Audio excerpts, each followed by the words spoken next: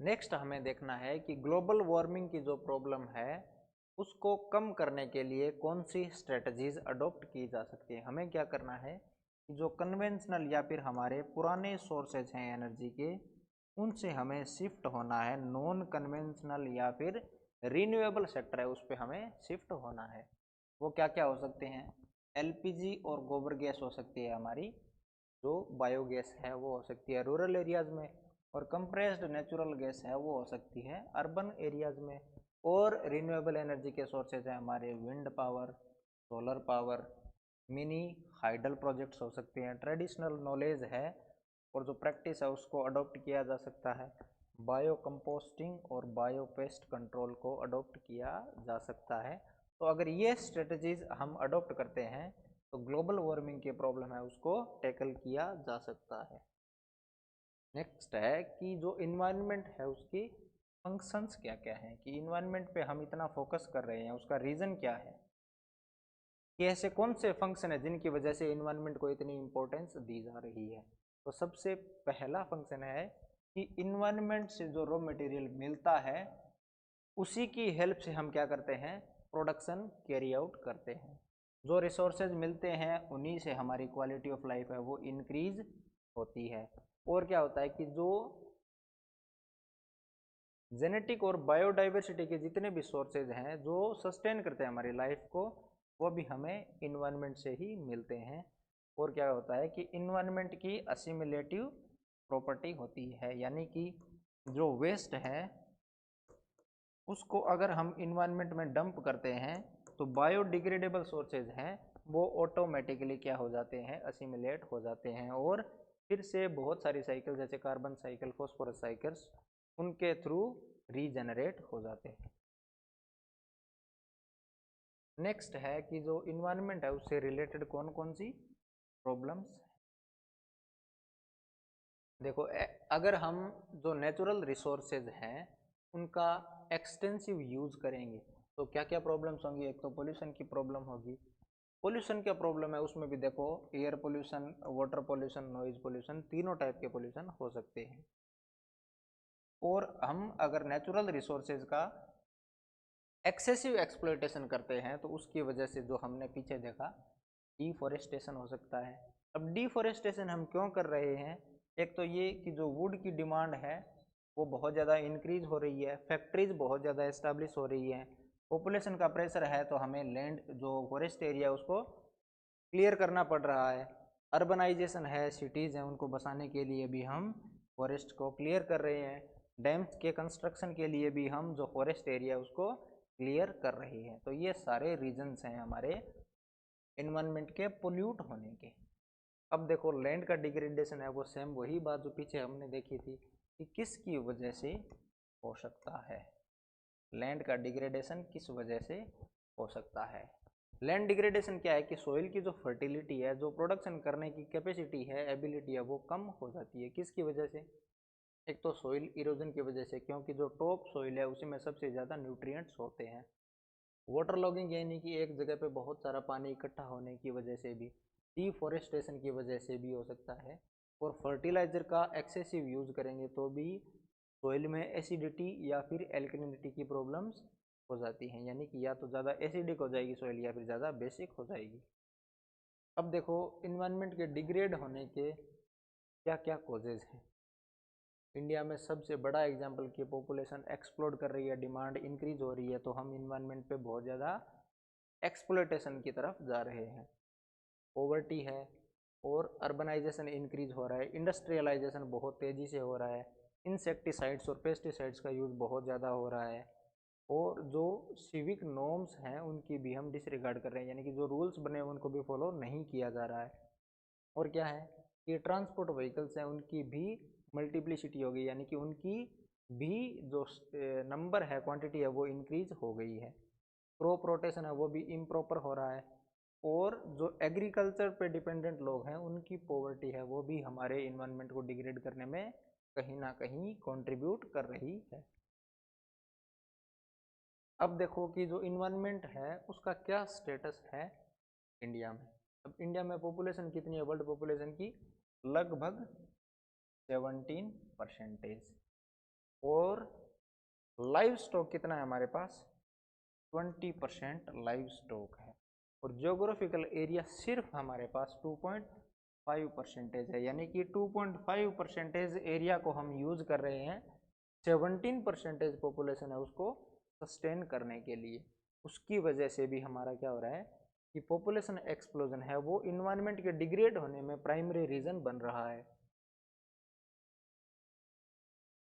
अब देखो land degrade करने के क्या क्या रीजंस हैं, सेम वही रीजन देखो, मल्टीपल क्रॉपिंग हो रही है और हम साइंटिफिक वे में हमारे फर्टिलाइजर्स हैं उनका यूज़ नहीं कर रहे हैं, एक्सेसिव यूज़ कर रहे हैं फर्टिलाइजर्स का, वाटर टेबल लो है यानी कि ग्राउंड वाटर है उसको हमने बहुत ज़्यादा एक्सप्लॉइट कर लिया है, और सॉइल इरोजन हो रहा है फ्लड्स की वजह से, स्ट्रॉन्ग विंड्स की वजह से, और बहुत सारे नेचुरल फैक्टर्स भी इसमें इंक्लूडेड हैं।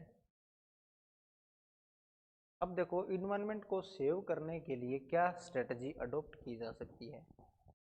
सबसे बड़ा काम तो ये किया जा सकता है कि लोगों को सोशली अवेयर किया जाए और एजुकेट किया जाए कि जो एक्सेसिव यूज़ आप कर रहे हो फर्टिलाइजर्स का वो कहीं ना कहीं आपकी सॉइल को लॉन्ग टर्म में इम्पेक्ट करने वाली है।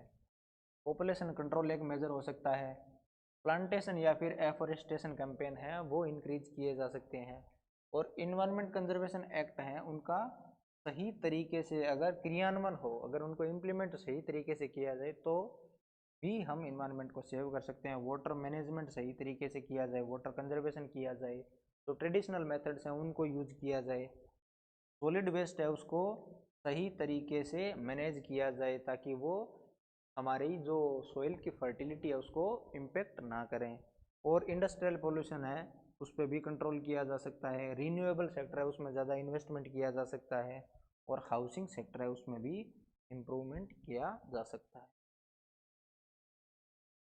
गवर्नमेंट ने कौन कौन से स्टेप लिए हैं इन्वायरमेंट को प्रोटेक्ट करने के लिए। इन्वायरमेंट प्रोटेक्शन एक्ट आया कौन से ईयर में, 1986 में।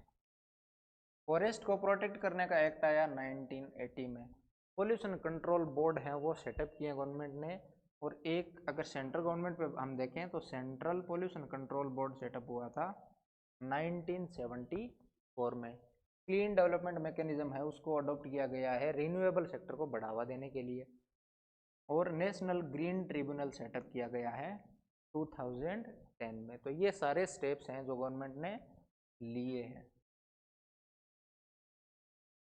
अब है कि ग्लोबल वार्मिंग है उसके क्या क्या कॉजेज हैं। प्राइमरी अगर मैं गैस की बात करूं, बाकी सब तो हमने डिस्कस कर लिया है, गैस की बात करूं तो मीथेन गैस है जो एनिमल के वेस्ट से जनरेट होती है, उससे भी ग्लोबल वार्मिंग या फिर एवरेज टेम्परेचर अर्थ का वो क्या हो रहा है, इंक्रीज हो रहा है।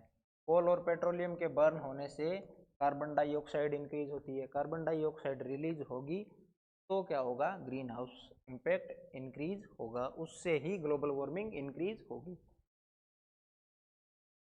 नेक्स्ट है जो हमारा ब्रटलैंड कमीशन था जिसने सस्टेनेबल इकोनॉमिक डेवलपमेंट की बात की थी, तो ये कमीशन है, इसकी रिपोर्ट आई 1987 में, और इसका फोकस क्या था, फ्यूचर जनरेशन है उनको प्रोटेक्ट करना, यानी कि प्रेजेंट जनरेशन है वो इकोनॉमिक डेवलपमेंट को कब प्रमोट कर सकती है या फिर कब वो जो इकोनॉमिक डेवलपमेंट है उसको सस्टेनेबल बना सकती है, जब हम नेचुरल रिसोर्सेज हैं उनका सही तरीके से काम करें, यानी कि ओवर एक्सप्लॉयटेशन अगर हम ना करें, यानी कि नेचुरल एसेट्स हैं उनका कंजर्वेशन भी करें, जो इन्वायरमेंट की रीजनरेटिव कैपेसिटी यानी कि इन्वायरमेंट ऑटोमेटिकली रिकवर होता है उसके लिए हम टाइम प्रोवाइड करें, इकोलॉजिकल बैलेंस है उस पर भी फोकस करें, और जो फ्यूचर जनरेशन है उस पर भी हम रिस्क है उसको क्या करें, अवॉइड करें या फिर कम करें।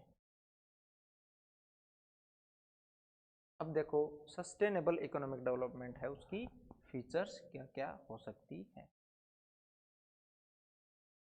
एक तो कब कहा जाएगा कि सस्टेनेबल इकोनॉमिक डेवलपमेंट हो रहा है, जब over period of time per capita income भी इंक्रीज हो और लोगों का वेलफेयर भी इंक्रीज हो, नेचुरल रिसोर्सेज हैं उनका भी साइंटिफिक और रैशनल यूज करें, पोल्यूशन पे कंट्रोल रखें, और जो फ्यूचर जनरेशन है उनकी नीड्स फुलफिल करने की एबिलिटी को नेगेटिवली इम्पेक्ट ना करें।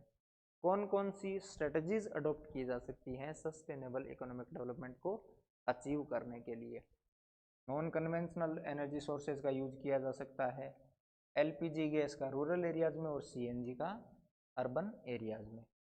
सोलर पावर है वो जनरेट की जा सकती है फोटोवोल्टिक सेल की तरफ से। मिनी हाइडल प्लांट्स हैं उनको काम में लिया जा सकता है एनर्जी के लिए। इनपुट एफिशिएंट टेक्नोलॉजी यानी कि मिनिमम इनपुट में हम मैक्सिमम आउटपुट प्रोड्यूस कर सकें। रूरल एरियाज है उसका इंटीग्रेटेड यानी कि ओवरऑल डेवलपमेंट किया जाए।